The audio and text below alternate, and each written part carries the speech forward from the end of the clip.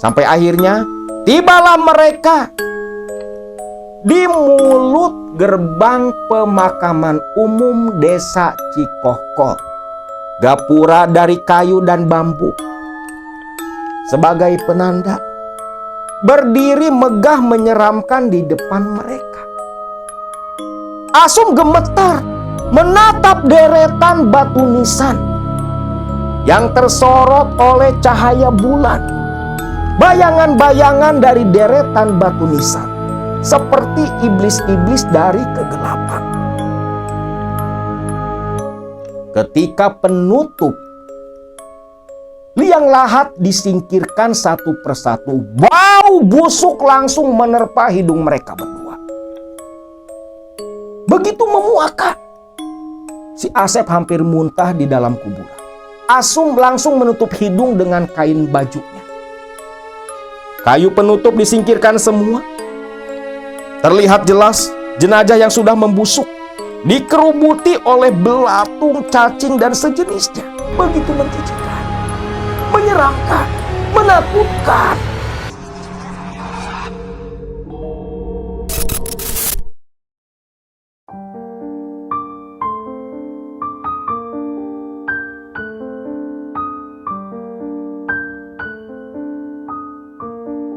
Assalamualaikum warahmatullahi wabarakatuh. Salam sejahtera buat semua Baraya KMS dimanapun kalian berada. Beberapa waktu lalu Akang kedatangan salah satu Baraya KMS. Awalnya beliau datang hanya sekedar bersilaturahmi, namun ketika sampai di tempat Akang, Baraya KMS narasumber kita yang datang pada waktu itu mengadukan sesuatu yang terjadi dan menimpa kepada anak kandungnya. Sebut saja namanya Kang Asum. Beliau waktu itu datang ke rumah mengadukan perihal perkara yang menimpa sang anak, yang konon katanya dijadikan calon tumbal pesugihan oleh sahabat sekaligus majikan dari Kang Asum. Walaupun masalahnya sudah ditangani dan sang anak pun selamat, namun Kang Asum merasa masih ada sesuatu yang mengintai keluarganya dari balik bayang-bayang. Kang Asum dan keluarga tak merasakan ketenangan. Karena sesekali di malam hari, baik dia, istri, ataupun sang anak, terkadang melihat penampakan sesosok pocong di sekitar halaman. Kang Asum sendiri tahu siapa pelaku dari penumbalan sang anak itu.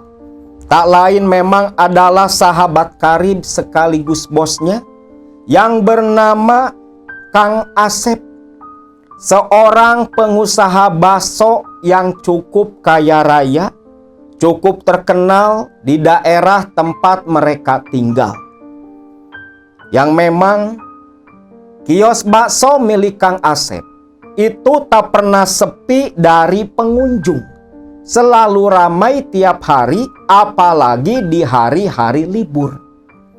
Asum sendiri sudah beberapa tahun mengikuti Asep. Dia bekerja dengan Asep menjadi penanggung jawab para pedagang bakso keliling, anak buah dari Kang Asep. Kang Asum tahu betul rahasia di balik kesuksesan Asep sahabatnya, karena dialah yang dulu menemani Asep melakukan sebuah ritual sesat, melakukan pesugihan yang cukup umum dilakukan oleh para pengusaha kuliner di negara kita. Namun sebelum masuk ke cerita, seperti biasa, buat Baraya yang baru bergabung dan menonton video di channel kita. Jangan lupa klik tombol subscribe, like, share, komen, dan bagikan video-video di channel ini di sosial media kalian agar lebih banyak orang yang mengetahui sisi gelap dunia spiritual. Dan jangan lupa pula klik tombol loncengnya agar Baraya semua tetap mendapatkan notifikasi video-video terbaru dari channel ini.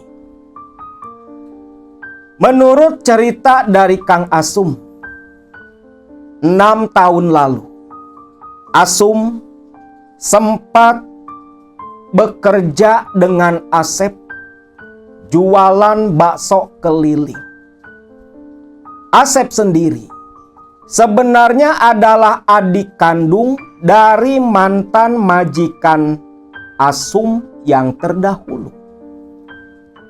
Cuman entah kenapa, semenjak kematian ibu kandung Asep, Asep memilih merantau di Jakarta dan tak mau ikut bareng usaha dengan Kang Sandun, kakak kandungnya sendiri. Dulu Asep sudah berumah tangga, di mana istri dan anaknya yang laki-laki bernama Solihin tinggal di desa Cisalak, desa yang sama tempat tinggal dari Kang Asum. Asum masih ingat betul, dulu Kang Asep merantau di Jakarta menjadi pedagang asongan di sebuah terminal. Setiap 1 bulan sekali, Asep pulang ke Cisalak, menengok anak dan istri, menyerahkan uang untuk biaya hidup di kampung tempat tinggal mereka berdua. Namun naas, satu ketika, Asep seperti biasa berjualan dari pagi hari hingga sore, kadang pulang tengah malam.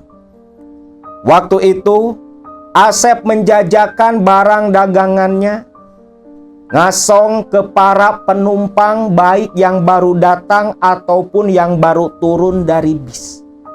Seperti pada umumnya di terminal, ketika ada bis yang mau berangkat, itu para pedagang asongan pasti pada naik ke dalam bis menjajakan barang dagangan mereka. Tak jarang pula copet, penodong, pengamen pun yang ikut masuk bersama mereka. Pada waktu itu, Asep seperti biasa masuk ke bis yang melaju pelan keluar dari terminal beserta beberapa pedagang lainnya. Di dalam bis, Asep berdesak-desakan dengan sesama pedagang. Suasana begitu riuh dan ribut. Asep menjajakan barang dagangannya berupa makanan kecil dan minuman. Namun di tengah desak-desakan itu, tiba-tiba seorang penumpang dengan wajah panik berdiri lalu menunjuk ke arah Asep berteriak, meneriaki Asep sebagai copet. Tentunya suasana yang tadinya memang udah riuh, udah rame, makin rame tuh. Suasana panas di Jakarta, bis yang gak pakai AC, ditambah berdesak-desakan di dalam, membuat emosi para penumpang lantas melonjak. Semua berdiri sambil berteriak, lalu mengeroyok dan menggebuki Asep. Asep hanya mengadu ampun-ampunan sambil bilang dia bukan copet. Namun karena situasi sudah begitu keos, teriakan Asep tak didengar, tak digubris sama sekali. Asep pun lantas diseret keluar dari dalam bis. Para penumpang belum puas, seolah melampiaskan kejenuhan mereka. Menyiksa dan memukuli tubuh Asep yang sudah tidak berdaya. Sedangkan copet yang asli hanya tersenyum menyeringai, menatap ke arah Asep yang tergeletak di pinggiran jalan. Tak berselang lama 2 orang polisi pun datang. Asep lantas ditangkap, diamankan, digelandang, dibawa ke kantor polisi terdekat. Apesnya lagi, karena banyaknya saksi yang mengaku melihat Asep nyopet, yang padahal itu semua tak pernah terjadi. Asep pun langsung ditetapkan jadi tersangka, lantas ditahan di kantor kepolisian. Di sini, Asep hanya bisa meratapi nasib tragisnya. Setiap malam di balik jeruji besi, Asep hanya bisa menangis teringat anak dan istrinya di kampung yang mungkin sedang menunggu Asep pulang, menunggu uang bulanan. Karena istrinya di kampung tak bekerja. Pokoknya pikiran Asep udah kalut, udah kemana-mana. Namun apa daya, orang kecil seperti Asep tak bisa sewa pengacara, tak bisa berbuat apa-apa. Asep pun hanya bisa pasrah akan nasibnya. Namun sepertinya doa-doa Asep di setiap tengah malam yang meminta pertolongan kepada Tuhan akhirnya terkabul pula. Asep waktu itu mungkin polisi pula udah males miara orang seperti Asep dalam tahanan. Asep pun keluar dari penjara selepas 3 bulan mendekam. Setelah keluar dari tahanan, Asep memilih pulang ke Cisalak. Tiba di Cisalak, Asep langsung diberondong ribuan pertanyaan oleh Piah istrinya.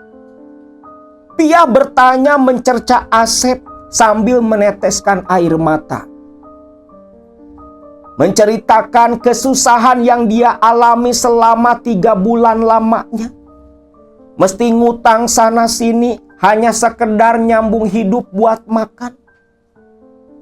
Ditambah lagi, pemilik kontrakan sudah beberapa kali datang menagih uang kontrakan yang sudah menunggak, bahkan mengancam istri dan anak Asep harus keluar dari kontrakan miliknya.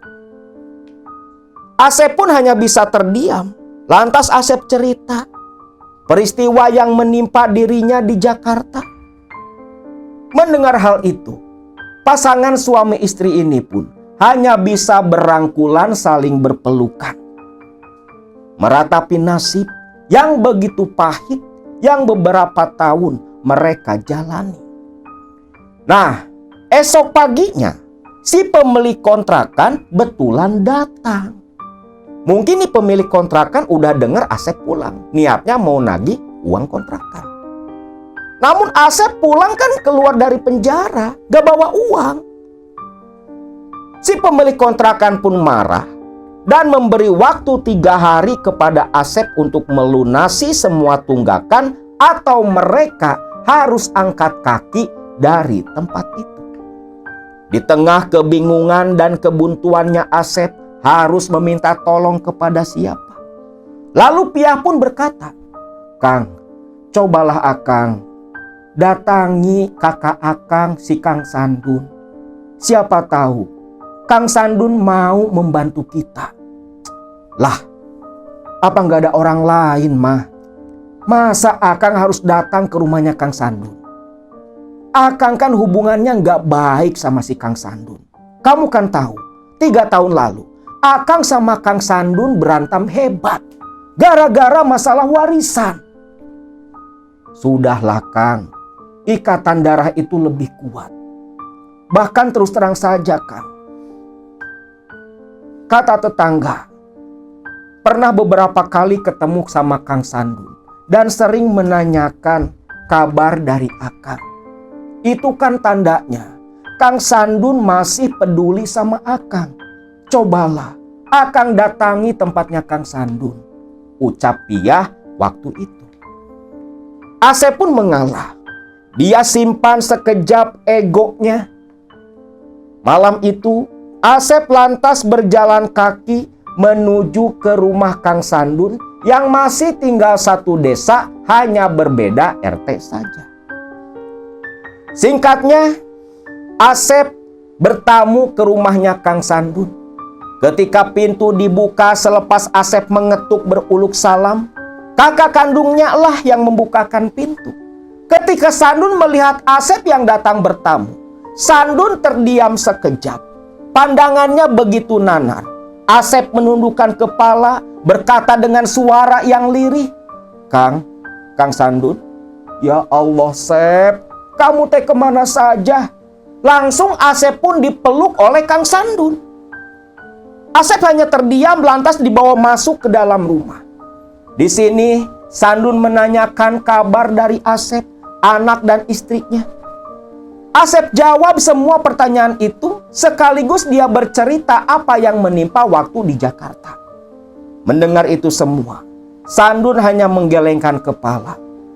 Sep, sudah Akang bilang dari dulu, kenapa kamu gak ikut saja sama Akang? Jualan bakso. Lihat, kawan kamu saja si Asum. Sudah 2 tahun ikut Akang. Hidupnya cukup. Jualannya laris. Kenapa kamu malah memilih pergi ke Jakarta? Buat apa?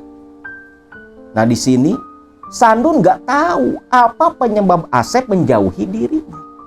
Nah, disinilah malam itu terbongkar semua. Asep mengaku dia membenci sang kakak gara-gara perkara warisan.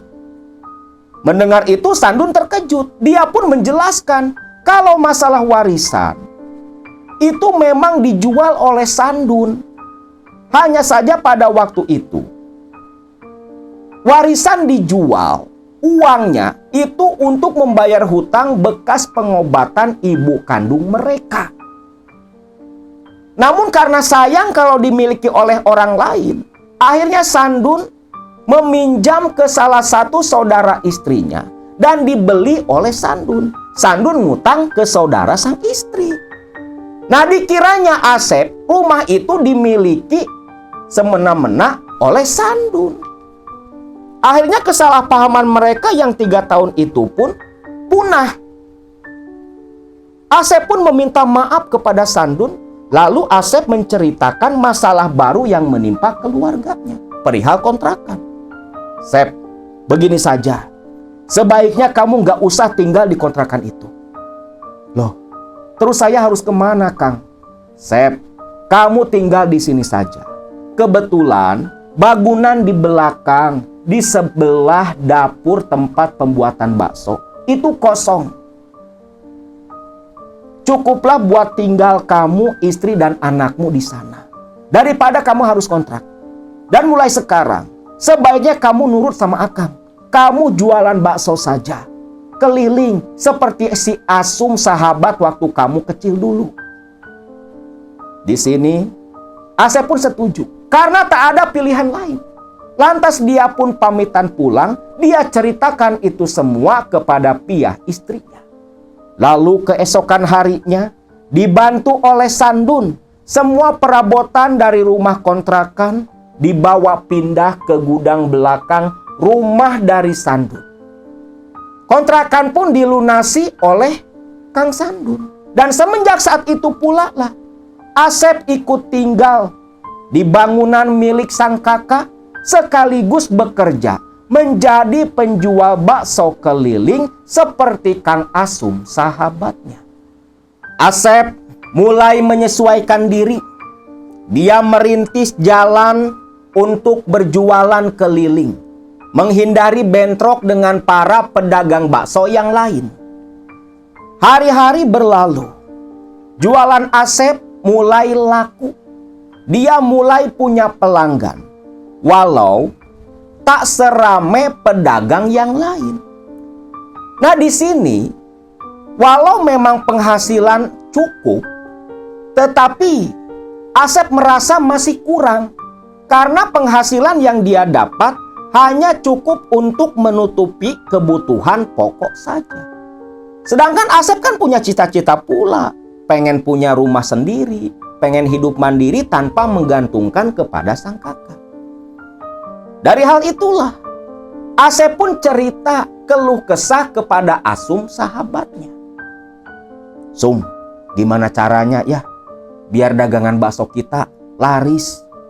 Ya bukannya nggak bersyukur, tapi tiap hari selalu saja bakso tersisa. Sedangkan setor ke Kang Sandun kan mesti full, ucap si Asep. Memang sistemnya seperti itu. Jadi ngambil bakso dari Kang Sandun nih, misalnya 100 porsi. Itu setornya ya harus 100 porsi. Kalau ada sisa ya itu tanggung jawab si penjual. Dari Kang Sandunnya misalnya satu porsi 6.000, nanti kan dijual sama pedagang 10.000. Ada laba 4.000. Motor gerobak itu dikasih inventaris dari Kang Sandung. Jadi tugas penjual ya hanya berjualan saja. Sep, kamu mah polos dagangnya. Polos? Polos gimana, Sum? Ya polos. Kamu kira semua yang jual bakso keliling itu pada nggak make? Semua make, Sep. Makanya bisa pada laris. Nggak kayak kamu, asal jualan aja. Lah, maksudnya make apaan, Sum? Ya penglaris atuh, Sep. Penglaris. Cari dukun atuh. Minta penglaris biar dagangan kamu teh tiap hari habis, ucap Asum. Loh, emang kamu pakai, Sum? Ya pakai atuh, Sep. Emang kamu mau? Kau mau, nanti saya antar ke rumahnya Nini Tinem. Nini Tinem? Siapa dia? Itu loh, dukun beranak di kampung ini. Masa kamu nggak tahu?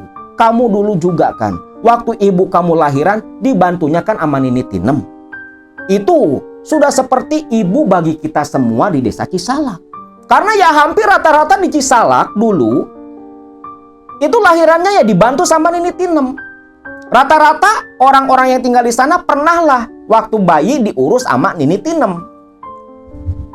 Memang Nini Tinem bisa? Bisa atuh, Sep. Gimana? Kalau mau nanti malam lah kamu datang ke rumah. Kita bareng-bareng ke rumahnya Nini Tinem. Siapa tahu kamu bisa dapat penglaris seperti saya, ucap si Asum. Nah, Asep pun setuju. Malam harinya, lantas dua sahabat ini pun langsung menuju ke rumahnya Nini Tinem. Bertemu dengan Nini Tinem, si dukun beranak. Yang kalau dukun beranak zaman dulu itu nggak fokus cuman urusan anak peranakan, tetapi ya punya kelebihan di bidang lain pula. Biasanya sering membantu mengobati hal-hal yang di luar kemampuan pihak medis.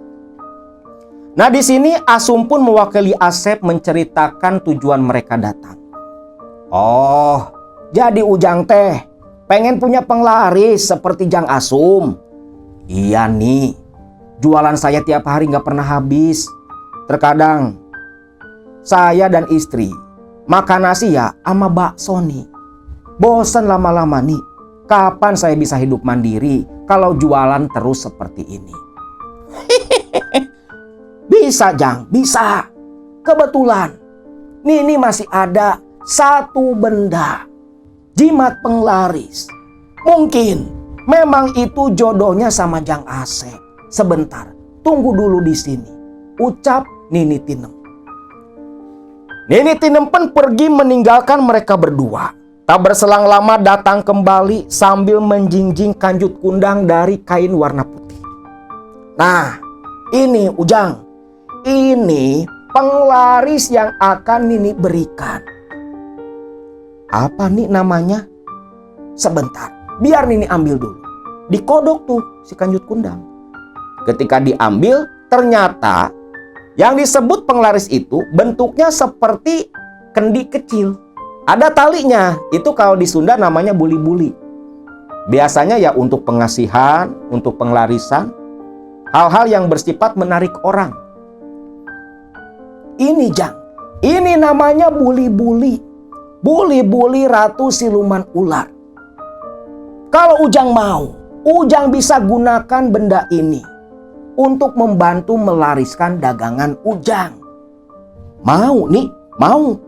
Memang hal itu yang saya inginkan nih. Baik, tunggu sebentar. Nini Tinem pergi lagi. Tak lama datang dan duduk di depan Asep dan Asum. Mana? Nini minta rokoknya. Asep pun nyodorin rokok kretek ke Nini Tinem. Rokok disulut, Lantas Nini Tinem menaburkan kemenyan di bara rokok. Asap kemenyan mengepul, lalu buli-buli itu diletakkan di atas asap. Buli-buli itu pun bergerak. Nini Tinem bibirnya komat kamit seperti membaca-baca sesuatu yang membuat gerakan dari buli-buli itu semakin kencang. Memang buli-buli ditesnya kayak gitu. Itu mainan waktu zaman kecil lah. Jadi buli-buli diletakkan di asap kemenyan, disuruh gerak pasti gerak. Muter biasanya tuh. Suruh ke kiri dia. Ke kanan, muter. Seolah ada makhluk tak kasat mata yang menggerakkan si buli-buli itu. Asep takjub melihat itu.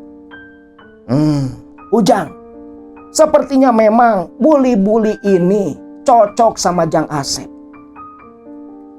Sebentar ya. Air minum di depan Asep diambil oleh Nini Tinem. Lantas buli-buli itu dicelupkan ke dalam air. Selepas itu Nini Tinem komat kamit, diludahin tuh gelas. Ludah kental Nini Tinem mengambang di atas permukaan air, membuat Asep dan Asum saling tatap menggelengkan kepala. Ujang, minum, habiskan air ini. Aduh, ya yang bener nih. Pengen laris enggak? Ya pengen nih. Minum, habiskan. Dengan terpaksa, Asep pun menghabiskan air bercampur ludah kental Nini Tinem. Asum hanya berbalik memalingkan muka, sedangkan Nini Tinem hanya terkekek tertawa. Selepas air diminum habis dengan susah payah sambil menahan jijik dan rasa mual, lalu Nini Tinem pun berkata, Ujang, kalau kamu mau berangkat jualan, simpan buli-buli itu ke dalam kain ini. Letakkan di sorong tempat menyimpan uang. Lalu, setiap malam Jumat, baluri dengan minyak misik hitam. Berikan pula sesaji, kopi pahit, dan air putih ditaburi kembang mawar. Dan 2 batang rokok gudang garam merah. Buat apa nih? Yaitu buat suguhan hodam dari buli-buli ini, siluman ular hitam. Lu bayangin ular hitam ngisep rokok gudang garam merah sambil ngopi. Asep pun menurut. Lantas buli-buli itu Asep masukkan ke dalam tas. Lalu Asep menyerahkan sejumlah uang kepada Nini Tinem sebagai mahar dari jimat pengasihan. Lantas mereka berdua pamitan pulang dari rumah Nini Tinem. Nah, esoknya langsung dites sama si Asep. Asep sebelum pulang tadi dapat saran dari Nini Tinem. Jadi buli-buli itu dicelupin ke air, airnya campurin tuh ke kuah bakso. Dilangseng yang dibawa di gerobak motor. Dicampurinlah ke kuah yang nantinya bakal dipakai buat bakso. Itu dilakukan oleh Asep. Paginya jam 8 berangkat jualan, memang benar. Menurut pengakuan pelanggan Asep, rasa baksonya berbeda, makin enak. Dan yang biasanya tak habis. Hari itu, dagangan bakso Asep habis tak tersisa, bahkan ada pelanggan yang tidak kebagian. Nah, semenjak saat itu, usahanya Asep pun berjalan cukup berkembang. Dia mulai bisa menyimpan uang, dia tabung untuk masa depan. Hari-hari berlalu, tak terasa sudah 1 tahun Asep jualan bakso keliling, menggunakan jimat penglaris buli-buli dari Nini Tinem.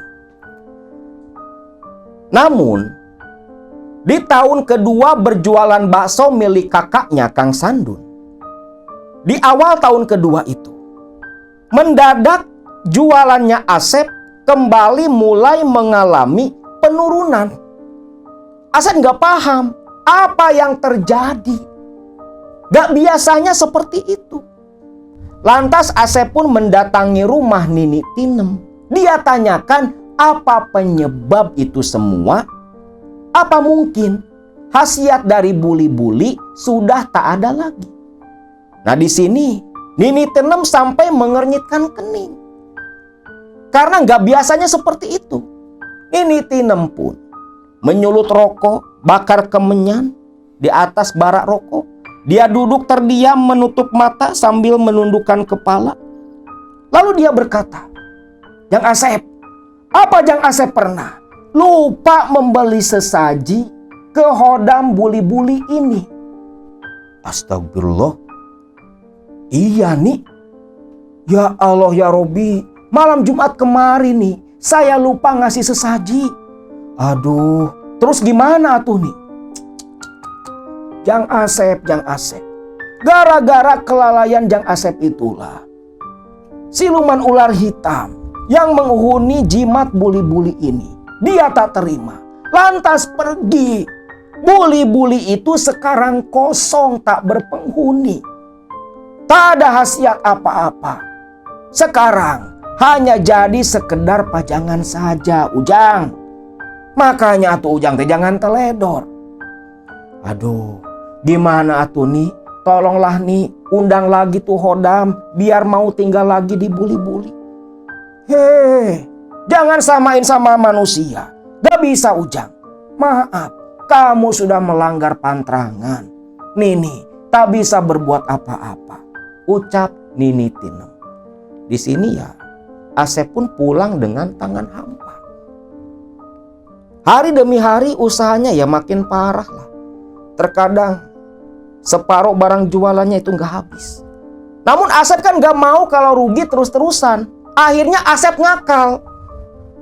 Bakso-baksonya yang tak laku itu dia simpan ke dalam lemari es.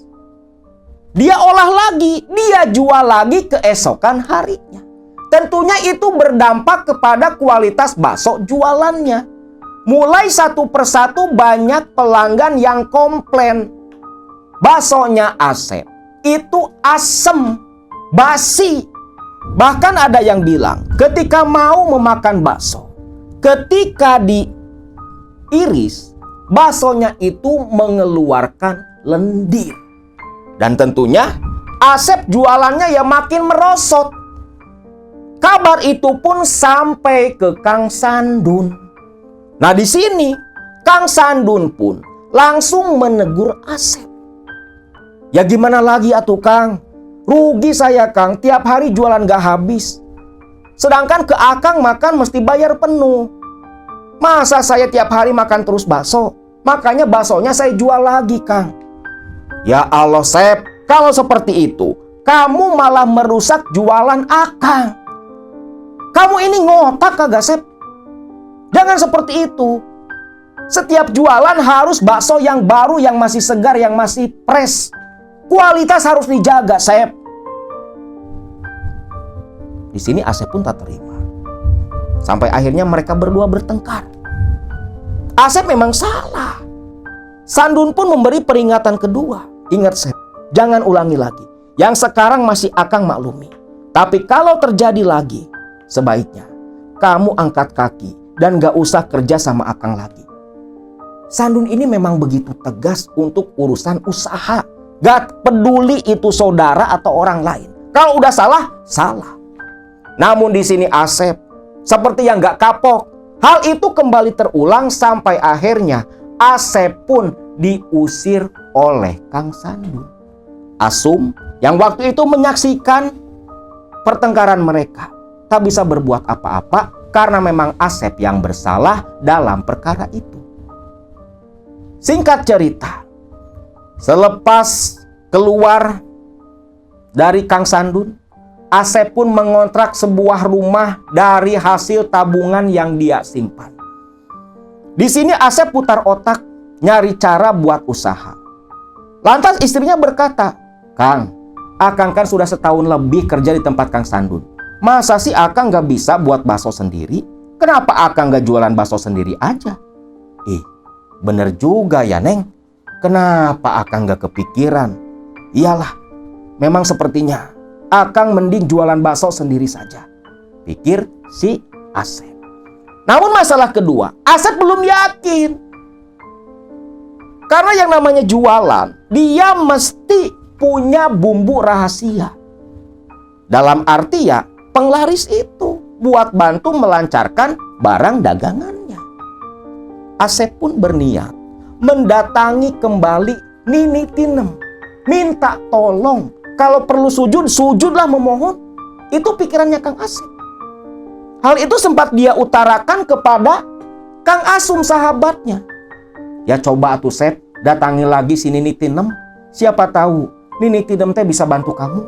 Iya Sum, nanti malam lah. Saya mau ke rumah Nini Tinem. Nah, waktu itu Asep mendatangi kembali Nini Tinem. Ketika bertemu dengan Nini Tinem, Asep pun berkata, "Nih, tolong saya nih. Saya sekarang udah gak kerja lagi sama Kang Sandun. Niat saya mau jualan mandiri, mau bikin bakso sendiri nih. Tolong bantu saya nih. Biar usaha saya ini bisa berjalan, bisa berkembang, bisa sukses, bisa sugih, bisa kaya raya nih." Ujang, kalau minta sesuatu teh jangan serakah tuh. Satu-satu. Nini teh manusia, bukan Tuhan, Ujang. Nih, tolonglah nih. Saya yakin Nini pasti bisa bantu saya jadi orang kaya. Tolonglah nih, apapun syaratnya, apapun jenisnya, saya akan lakukan nih. Nini Tinem langsung terdiam. Suasana pun menjadi hening. Makin lama malah terasa semakin mencekam. Nini Tinem hanya diam menatap tajam ke arah Asep. Ujang, jangan sembarangan ngomong. Yakin kamu teh mau ngejalanin apapun asal bisa kaya raya? Bener Nini, bener. Apapun syaratnya nih bakal saya lakukan nih. Tolonglah nih, tolong bantu saya. Ujang, sebenarnya ada satu cara. Ini termasuk pesugihan. Pesugihan? Apa itu nih? Yang penting saya bisa sukses nih. Gak peduli apalah, bakal saya jalani nih. Ada Jang, namanya pesugihan jin kucir putih. Dengan pesugihan itu, Ujang, Nini jamin usaha apapun bakal berkembang pesat. Apalagi ini, usahanya makanan. Pasti bisa cepat sukses, cepat kaya. Jin kucir putih. Apa itu nih? Pocong Sujang. Jin kucir putih itu teh raja pocong. Syaratnya cuma satu. Ujang harus mencari kuburan. Kuburan baru yang meninggal di hari Jumat. Dan belum lewat 40 hari. Nanti kamu ambil kain kapannya sebagian. Dan kain kapan itulah yang akan menjadi media perantara pesugihan Raja Pocong Jin Kucir Putih. Ucap Nini Tinem. Terdiamlah Asep. Nih, memangnya mesti nyuri ya nih? Kenapa nggak beli aja di pasar? Kan banyak kain mori. Ya enggak tuh Jang. Tetap harus mencuri dari jenazah. Tapi nih, kan jarang yang mati hari Jumat nih. Apa gak bisa bebas aja nih Senin, Selasa, Rebo gitu nih? Gak bisa Ujang. Harus yang hari Jumat. Lebih bagus lagi yang mati di hari Jumat Kliwon. Hari Jumat itu rajanya hari. Sultanun Ayam. Ucap si Nini Tinem. Rajanya hari. Dan itu sempurna untuk dijadikan media pesugihan. Dan Ujang, itu harus dilakukan di malam hari. Menggali kuburan dan mengambil kain kapan. Nanti kalau Ujang siap, target sudah ada, Ujang tinggal datang temui Nini. Ucap Nini Tinem. Nih, apa nggak ada pesugihan yang lain? Gak ada Ujang, gak ada. Kalaupun ada, kamu gak akan sanggup. Sudah, pulanglah saja dulu. Ucap Nini Tinem yang lantas Asep pun pamitan malam itu juga. Asep nggak langsung pulang ke rumah, tapi dia datang ke rumahnya Kang Asum. Dia ceritakan tawaran dari Nini Tinem. Nah di sini Asum seperti yang nggak aneh. Sum, kok kamu nggak terkejut? Ya enggak lah Sep, saya juga dulu pernah ditawari hal serupa. Tapi ya, tahu sendirilah, dari kecil saya ini kan paling penakut sama yang namanya pocong. Gak sanggup Sep. Tapi kalau kamu sanggup ya, jalani saja Sep, jalani.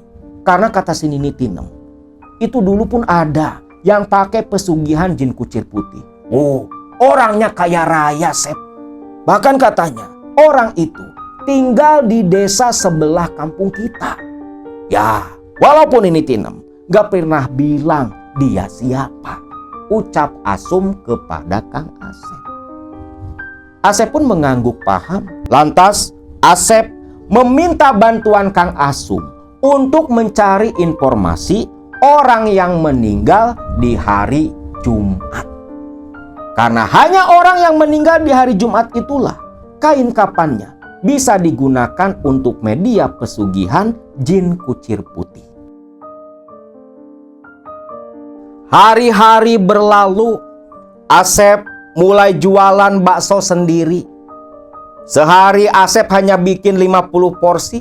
Itu pun perlu waktu seharian untuk bisa habis terjual. Sambil berjualan ya Asep mencari informasi. Kalau ada orang mati di hari Jumat. Setiap kali ada orang mati, terlihat ada bekas bendera kuning. Asep selalu mampir dan bertanya ke warga di sekitar. Siapa, mati kapan? Yang dianggap oleh orang-orang yang bertemu dengan Asep ya itu hal wajar. Apalagi kan itu di jalur jualannya Asep. Mereka kira mungkin itu langganannya Asep apa gimana. Cuman lepas 3 minggu berlalu, Asep ini belum ketemu. Ada orang mati hari Jumat. Sampai satu malam, waktu itu sekitar jam 9 Asep baru selesai bikin adonan bakso bersama Piah istrinya. Tiba-tiba terdengar orang beruluk salam dari luar. Orang yang begitu Asep kenali, Kang Asum yang datang. Asep buru-buru ke depan membukakan pintu. Sum, dari mana? Sengaja Sep, pengen ketemu. Ada yang mau tak omongin lah. Ya udah, sebentar ya. Salin baju dulu, ucap si Asep. Asep salin baju, tak lama keluar lagi bawa 2 gelas kopi. Ngopi dulu Sum. Mereka ngopi sambil ngerokok. Asep bertanya, ada apa Sum? Sep, udah ketemu Apaan? Itu loh yang tempo hari. Kamu kan lagi cari orang yang mati hari Jumat Kliwon. Kebetulan ada Sep. Baru 7 hari orang itu mati. Di mana Sum? Deket loh, di Cikohkol. Ya kalau dari sini paling setengah jam kalau kita jalan kaki. Gimana? Mau nggak?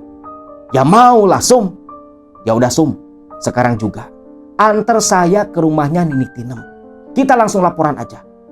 Ayo, ajak Asum. Mereka berdua pun langsung berangkat ke rumahnya Nini Tinem. Bertemu dengan Nini Tinem, Asep lantas ceritakan, udah ketemu tuh ada orang mati hari Jumat Kliwon di daerah Cikohkol. Gak jauh dari kampung Cisalak. Nini Tinem pun tersenyum. Lalu Nini Tinem mulai menjelaskan tata cara yang harus Asep lakukan ketika mengeksekusi itu kuburan. Menurut Nini Tinem, Asep harus menggali kuburan malam hari, asal lewat dari jam 9 malam. Dan ketika mau menggali kuburan, Asep harus melakukan satu ritual, di mana nanti Asep harus membakar kemenyan sambil membaca mantra yang Nini Tinem ajarkan malam itu juga. Lalu mulai menggali kuburan. Selepas kuburan digali, ketika akan mengambil kain mori dari jenazah, mantra yang dibaca tadi harus diulang kembali sambil memegangi seekor ayam jago warna hitam. Mantra itu harus dibaca sebanyak 21 kali. Selepas selesai baca mantra, Asep harus menggigit batang leher ayam dan darahnya itu dikucurkan ke sekujur tubuh jenazah. Dan bangkai ayamnya harus dikuburkan tepat di samping jenazah yang dicuri kain morinya. Lalu harus dirapikan kembali dan kain mori itu harus dibawa ke rumah Nini Tinem untuk dirituali terlebih dulu sebelum Asep gunakan. Nih, apa boleh kalau saya gali kuburannya sama orang lain? Boleh Ujang, boleh. Yang penting kamu hadir dan langsung terlibat dalam penggalian kuburan. Dan harus kamu yang mengambil kain morinya. Alhamdulillah, syukur Atuni. Sum, kamu bantu saya ya. Yang benar kamu Tesep. Gak mau lah. Sum, tolonglah. Sekali ini saja. Kamu temenin saya, bantu saya. Sum, kalau saya sukses, saya gak bakalan lupa sama kamu. Tolonglah Sum, tolong. Demi persahabatan kita. Merasa iba dengan Asep, akhirnya ya, Asum pun mengalah. Dia pun menyatakan kesiapannya untuk mengambil kain mori menemani si Asep. Singkat cerita, beberapa hari kemudian, tepat hari Kamis, karena harus malam Jumat nanti malam, Asep menggali kuburan. Pagi harinya, Asep gak jualan. Dia pergi ke pasar membeli sesaji sesuai perintah Nini Tinem. Lalu Asep datang ke rumah Nini Tinem sore hari, di mana oleh Nini Tinem Asep ini dibekali kemenyan bubuk yang selain buat dibakar nanti, itu sisanya harus ditaburkan di sekeliling kuburan yang akan digali agar Asep tak diganggu makhluk-makhluk tak kasat mata yang menghuni pemakaman. Dan malam hari, jam 8 malam, Asep pergi menuju desa Cikohkol, ditemani oleh Kang Asum. Asum yang walaupun enggan, tapi dia mengalah, memberanikan diri menemani si Asep. Mereka tak berjalan di jalanan desa, tetapi memilih jalan memutar melewati kebun-kebun warga dan pesawahan. Kebetulan pemakaman umum di desa Cikohkol itu ada di ujung desa, tepat di sebuah hutan kecil. Tiba di desa Cikohkol waktu itu tepat jam 9 malam. Mereka ngasok dulu di sebuah saung di pinggiran ujung desa Cikohkol. Sep, sebentar lagi kita akan sampai. Dari sini kita lewatin jalan setapak naik ke arah atas. Nah, di seberang sanalah pemakaman umum desa Cikohkol. Tapi Sep, kamu yakin Sep? Yakin Sum, yakin. Udah sejauh ini, masa mau dibatalin? Sum, pokoknya saya janji Sum, kalau nanti saya sukses, saya nggak akan lupa sama kamu. Kamu pasti kecipratan Sum. Gak usah gitulah Sep, kamu ini kan sahabatku. Sudahlah, anggap saja ini sebagai bukti ikatan di antara kita, ucap Asum sambil tersenyum. Merasa cukup istirahat di saung itu, mereka berdua kembali melanjutkan perjalanan. Mereka mulai berjalan memasuki hutan kecil yang begitu gelap. Mereka nggak bawa penerangan karena takut ketahuan orang. Mereka berjalan kaki di jalanan setapak menembus hutan kecil, membawa cangkul dan garpu. Sampai akhirnya tibalah mereka di mulut gerbang pemakaman umum desa Cikohkol. Gapura dari kayu dan bambu sebagai penanda berdiri megah menyeramkan di depan mereka. Asum gemetar menatap deretan batu nisan. yang tersorot oleh cahaya bulan. Bayangan-bayangan dari deretan batu nisan, seperti iblis-iblis dari kegelapan, terlihat hidup dan begitu menakutkan. "Sep, balik yuk Sep, balik." "Takut Sep," ucap Asum yang mulai pucat ketakutan dengan tubuh agak gemeteran. Terlebih lagi setibanya mereka di depan gerbang pemakaman. Entah kenapa, langsung terdengar suara burung hantu, disambut suara pekikan burung gagak hitam dari tengah area pemakaman, yang tentunya menambah suasana semakin mencekam. Aura kematian begitu kental terasa, membuat jantung dan pikirannya Asum, termasuk Asep pula, gemetar ketakutan. Udara hawa kematian menekan dada mereka, napas terasa sesak. Ditambah dari arah pekampungan Cikokol, suara lolongan anjing tak mau berhenti, terus menyalak melolong bersahutan. "Sum, yakinlah Sum, gak akan terjadi apa-apa.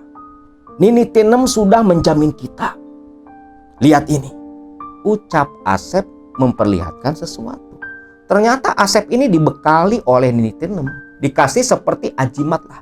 Ya kayak berbentuk seperti keris, cuman ya paling panjangnya cuma 1 jengkalan lah. Asum pun mengangguk. Dengan langkah yang ragu, Asum pun mengikuti Asep memasuki area pemakaman, mencari-cari kuburan dari orang yang mati hari Jumat Kliwon, yang menjadi target buruan Asep, yang bernama Gatot. Nisan demi nisan dicek oleh mereka berdua. "Sep, bukan nisan batu, pasti masih nisan kayu. Kan belum 40 hari. Iya juga ya Sum. Ya udah yuk, kita fokus cari nisan kayu aja." Makin jauh masuk ke dalam, akhirnya ketemulah. Ternyata kuburan dari sosok almarhum yang bernama Gatot itu tepat berada di pinggiran ujung pemakaman desa Cikokol.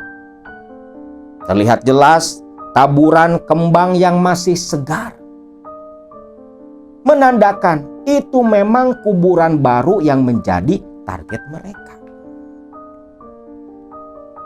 Asep lantas langsung duduk bersila dan mengeluarkan semua sesajen, kemenyan bubuk pemberian Nini Tinem. Lantas dibantu Asum mulai membakar arang. Nah, di sini mereka berdua merasakan mereka seperti dikelilingi ribuan mata yang menatap di balik kegelapan. Dari tadi seperti ada sosok-sosok yang terus memperhatikan. Bahkan di tengah Asum yang sedang mencoba membakar arang, mereka berdua sempat diam ketika mendengar suara langkah kaki dari arah belakang. Namun saat menoleh, tak ada siapapun di kuburan selain mereka berdua. "Aduh Sep, yang tadi teh apa Sep? Udahlah, itu paling musang. Udah nyala?" Udah Sep." Asep pun langsung menaburkan kemenyan dan diletakkan di atas pusara almarhum Gatot. Lalu di sini Asep pun mulai membaca mantra yang diajarkan oleh Nini Tinem. Asap kemenyan mengepul, memenuhi udara di pemakaman malam itu. Lantas Asep mulai melantunkan mantra Gunung Wungkal Pasahane Jopo Promo, Mandi Sabdoku, Mandi Iduku Putih, Tak Jaluk Jin Kucir Putih, Tinutup Mori, Sumpel Putih, Sumpel Kapuk, Rewang Rewangono, Ingsun Golek Sandang Pangan. Gunung Wungkal Pasahane Jopo Promo, Mandi Sabdoku, Mandi Iduku Putih, Tak Jaluk Jin Kucir Putih, Tinutup Mori, Sumpel Putih, Sumpel Kapuk, Rewang Rewangono, Ingsun Golek Sandang Pangan.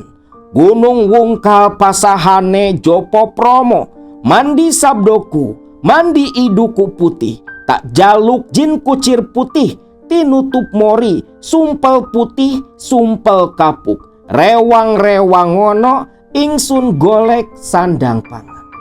Mantra itu terus-terusan diulang beberapa kali. Dan kejadian aneh mulai berlaku di area pemakaman. Suara burung gagak, burung hantu, lolongan anjing semua berhenti seketika. Lalu muncul hembusan angin yang awalnya hanya sepoi-sepoi menerpa tubuh mereka. Makin lama, angin itu malah menderu-deru begitu kencang, menggoncangkan pepohonan di sekitar area pemakaman. Bau minyak serimpi yang muncul entah dari mana bercampur dengan asap kemenyan yang dibakar oleh Asep. Jelas di sini Asum menggigil ketakutan, menundukkan kepala dengan tubuh gemetar. Sedangkan Asep perlahan berdiri. Rasa takut hilang selepas dia membaca mantra tadi. Dia rogoh kantung kresek berisi kemenyan bubuk. Lantas dia taburkan mengelilingi kuburan. Sambil melantunkan mantra kembali. Diulang sampai 7 kali putaran. Terus menaburkan kemenyan bubuk. Agar selama prosesi penggalian kuburan mereka tak diganggu para penghuni pemakaman. Selepas itu, mulailah mereka berdua bahu-membahu menggali kuburan. Sampai akhirnya ketep atau padung, potongan kayu penutup liang lahat sudah mulai terlihat. Sep, ini mah urusan kamu. Saya mau naik ke atas. Iya Sum, kamu nanti sodorin ayam hitam. Iya Sep. Asum pun naik ke atas. Ketika penutup liang lahat disingkirkan satu persatu, bau busuk langsung menerpa hidung mereka berdua. Begitu memuakan, si Asep hampir muntah di dalam kuburan.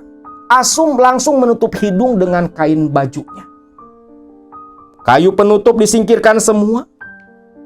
Terlihat jelas jenazah yang sudah membusuk dikerubuti oleh belatung, cacing, dan sejenisnya. Begitu menjijikkan, menyeramkan, menakutkan. Sum, ayam, ucap Asep. Yang Asep waktu itu langsung jongkok, memejamkan mata, meraba-raba pocongan, meraba jenazah. Kan kain mori itu nggak satu lapis. Ini yang diambil cuma sebagian. Satu lapis yang ditarik oleh Asep. Cuman di sini Asep lupa. Kain mori itu kan dililit. Kalau ditarik ujungnya mayit ngegelinding. Itulah yang terjadi ketika ditarik. Mayit pun menggelinding dan jatuh tepat di depan kakinya Asep. Tuh belatung sama cacing sama bangke menutupi tubuhnya Asep. Asep sampai hampir teriak. Baca mantranya sampai agak disentak. Mantra tadi diulang-ulang kembali. Nah, selepas kain mori berhasil diambil, langsung Asep ikatkan ke pinggang. Asep memberi isyarat agar ayam disodorkan. Ayam jago hitam disodorin ke si Asep oleh Asum. Jenazah disingkirkan oleh Asep agak ke depan. Lalu sambil membaca mantra tadi sampai 21 kali, Asep lalu menggigit batang leher ayam hitam. Darah keluar langsung dikucurkan ke tubuh si pocong. Tubuh jenazahnya gatot. Selepas itu bangkainya disimpan di samping kepala jenazah. Lalu buru-buru Asep naik ke atas. Belatung dan cacing yang menempel di kaki dia singkirkan dengan tanah kuburan. Dan mulailah kuburan pun ditutup kembali tanpa dibereskan di dalamnya. Ditutup sedemikian rupa semirip mungkin dengan aslinya. Tapi ya tetap saja gak bakal mungkin bisa mirip. Tetap aja acak-acakan. Selepas selesai dengan tubuh keringat bercampur tanah merah, belepotan, kain mori, masih ada sisa belatung-belatung dan cacing yang menempel, membuat Asum bergidik ngeri. Lalu kembali membakar kemenyan di sana. Selepas itu Asep mengambil segenggam kembang 7 rupa yang tadi ada di atas pusara. Kembang 7 rupa bawaan makam, bawaan kuburan. Sambil membaca mantra itu lagi, lalu semua kembang itu dibuntal dengan kain mori, yang segeralah mereka berdua meninggalkan pemakaman umum desa Cikokol. Singkat cerita nih, tepat jam 1 malam, mereka sudah balik lagi ke Cisalak, langsung menuju ke rumahnya Nini Tinem. Mereka gedor-gedor pintu. Nini Tinem. Iya, sebentar Ratu Ujang. Nini Tinem pun keluar, membukakan pintu. Pintu belakang dibuka, Asep dan Asum langsung merangsak masuk ke dalam. Ini kain morinya nih. Bagus Ujang, bagus. Biar Nini yang urus. Sekarang kalian mandi dulu. Mandi dengan air kembang yang sudah Nini sediakan, agar kalian tadi ikuti oleh pemilik kain mori ini. Mereka pun mandi bergantian. Ternyata memang udah disediain sama Nini Tinem. Selepas itu, baju yang mereka kenakan waktu menggali kuburan itu mereka buang. Mereka ganti dengan pakaian baru, membuang jejak agar tak bisa diikuti oleh pemilik kain mori. Malam itu pun Asep serta Asum tinggal di rumah Nini Tinem. Dan jam 5 subuh hari agak mulai terang, mereka berdua pun baru diperbolehkan pulang.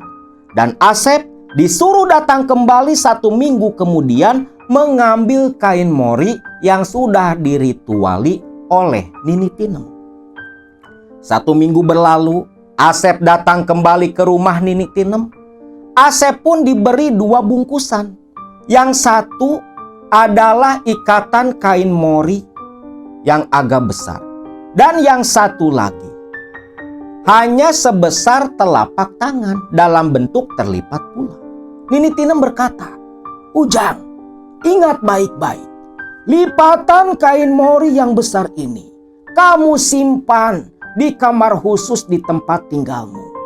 Dan ingat, setiap malam Jumat, lipatan kain mori ini harus kamu beri sesaji. Sesaji? Apa saja nih? Untuk yang tiap malam Jumat, cukup seperti dulu kamu memberi sesaji buli-buli. Tetapi setiap malam Jumat Kliwon, 1 bulan sekali, kamu harus memberikan sesaji komplit. Jajanan pasar, umbo rampe, bakakak ayam, dan sejenisnya untuk dipersembahkan kepada Raja Pocong, Jin Kucir Putih. Dan yang ini Ujang, kamu simpanlah di dalam rebusan air kuah bakso. Nanti Pocong, utusan Raja Jin Kucir Putih, akan menyamarkan rasa dari baksomu, membuat siapapun yang memakan bakso jualanmu pasti ketagihan dan terasa lebih enak dari bakso orang lain. Ucap Nini Tinem. Asep pun mengangguk paham. Lantas 2 buntalan kain mori itu dia bawa pulang. Di rumah kontrakan yang memang ada 3 kamar, yang satu kan memang gak dipakai, itu digunakan oleh Asep untuk kamar ritual. Kain mori lipatan yang besar disimpan di sana. Lalu esoknya mulailah Asep praktekan. Lipatan kain mori yang sebesar telapak tangan itu dimasukkan ke dalam panci kuah bakso. Asep masih jualan bakso keliling nih. Air rebusan dimasukkan ke dalam. Lipatan kain mori disimpan pula di dalam panci. Barulah Asep berangkat jualan. Dan ketika Asep di tengah perjalanan, sebelum melayani pembeli, Asep membaca mantra yang diajarkan Nini Tinem waktu dulu, itu dibaca 3 kali. Barulah Asep layani pembeli pertama. Dan dibaca lagi nanti ketika mau pulang ke rumah. Dan dibaca pula setiap memberi sesaji malam Jumat. Memang betul, baru pertama digunakan saja baksonya habis tak tersisa. Biasanya perlu waktu seharian, kadang nggak habis tuh 50 porsi. Lah ini sampai jam 10 udah habis. Besoknya porsi ditambah. Makin lama makin banyak pula porsi yang dijual, sampai Asep kewalahan. Dalam 1 bulan saja, Asep sudah bisa meraup keuntungan yang cukup begitu besar. Lalu tibalah di malam Jumat Kliwon. Asep pagi-pagi menyuruh sang istri membantu menyiapkan sesaji. Ketika istrinya bertanya, "Ini syarat dari Nini Tinem, biar usaha kita makin laris." Pia hanya menurut saja. Pia itu kan awam urusan begituan. Nah, malam Jumat Kliwon itu selepas maghrib, semua sesaji oleh si Asep dibawa masuk ke dalam kamar ritual. Biasa bakar kemenyan, mantranya dibaca 21 kali itu. Selepas itu ya pintu kamar ritual ditutup. Malam itu entah kenapa Asep seperti yang disirep. Bahkan istrinya pun sama. Anaknya ya apalagi. Baru jam 8 malam. Nih orang tua sama anak satu itu udah pada tidur lelap dalam kamar. Asep tidur begitu nyenyak di samping sang istri di dalam kamar tidurnya. Tetapi hal berbeda terjadi di luar rumah kontrakan mereka. Malam itu di kampung Cisalak, hawa terasa berbeda. Semalaman itu lolongan anjing tiada henti, seolah memberi tanda akan terjadinya sesuatu. Dan sekitar jam 11 malam, Asep ini terbangun. Terbangun karena mendengar suara ketukan pintu. Ketika Asep terduduk, diam, bukan ketukan pintu yang terdengar, tetapi suara seperti ada yang melompat-lompat mengitari rumah kontrakan mereka. Bulu kuduk Asep langsung meremang.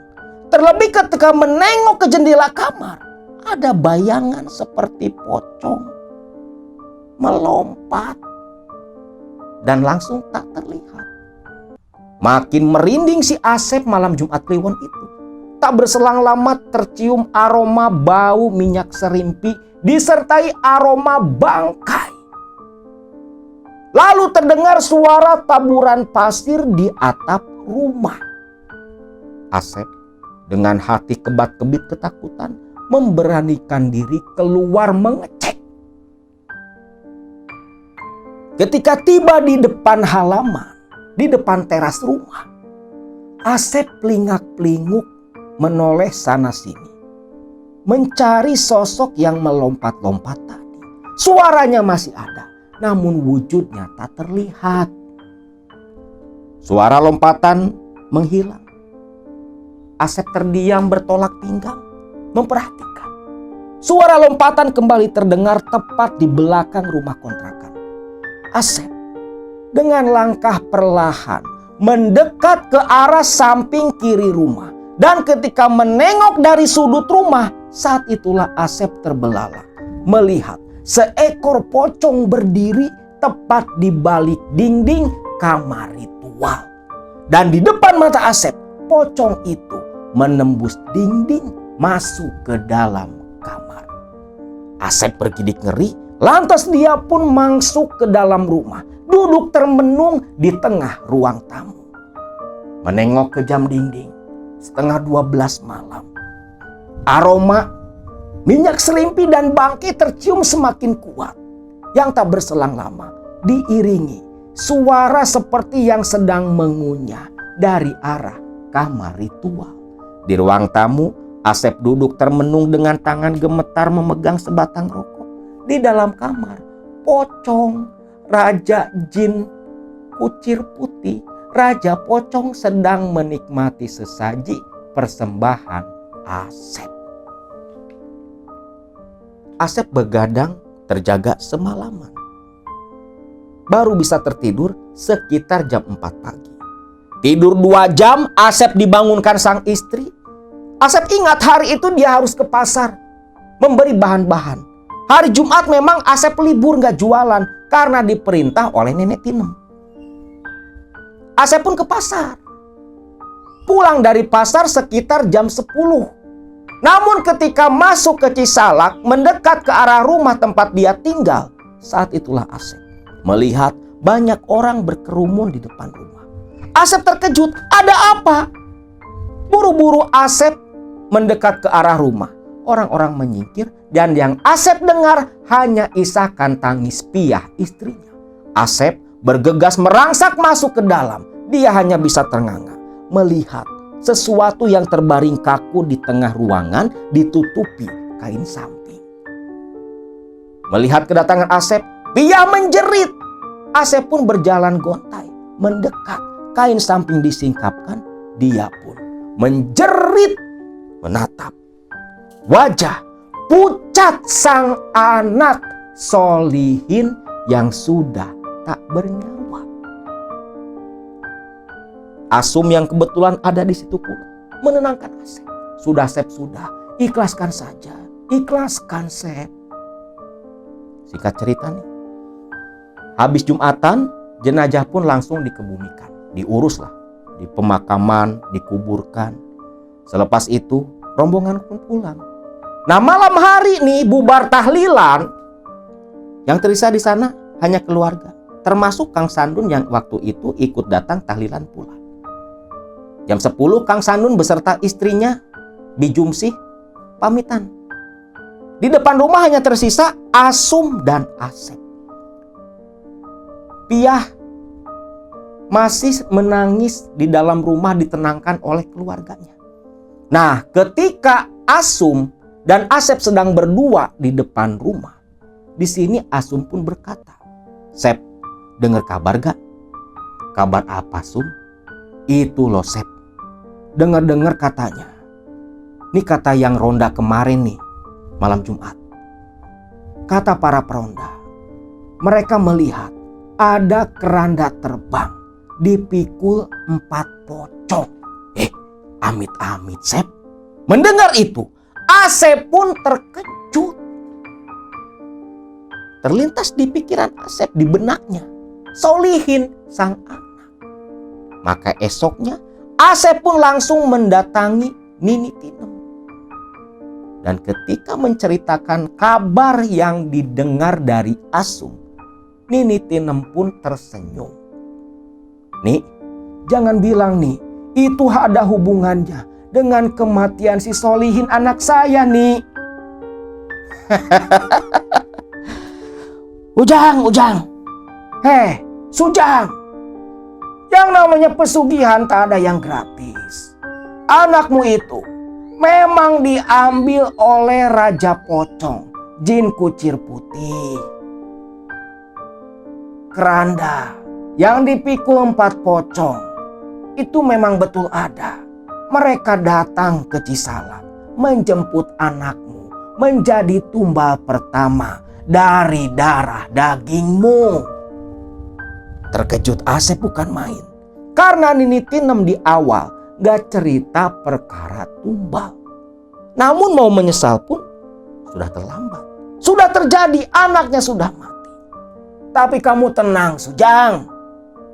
Tumbal itu hanya diminta 3 tahun sekali.